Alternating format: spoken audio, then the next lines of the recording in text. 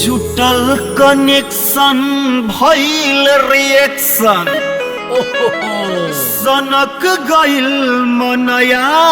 जहो कैसन भैया ऐसन झटका लगल है दिल पे वाह टनटना गइल मिजाज हो कहा जाते बाड़ू बोला चुमा तू दिखा के मन जहुआई जे तू हटलू छुआ के आए हाय कहा जाते बाड़ू बोला चुमा तू दिखा के मन जहुआई जे तू हटलू छुआ के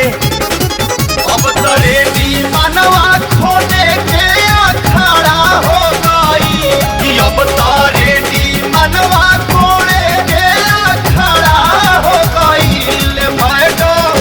करे जा पढ़बलू लाभ के पहाड़ा हमर खाड़ा हो गई पढ़बलू लाभ के पहाड़ा हमर खाड़ा हो गई का बोला? रुआ ए दादा रुआ अच्छा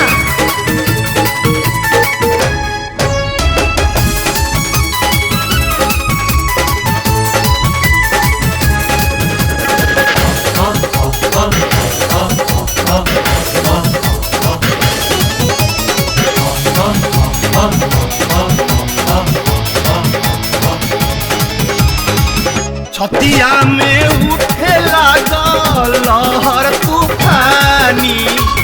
कबले मरद होके अपना के बानी मजबूरी बुझाए दादा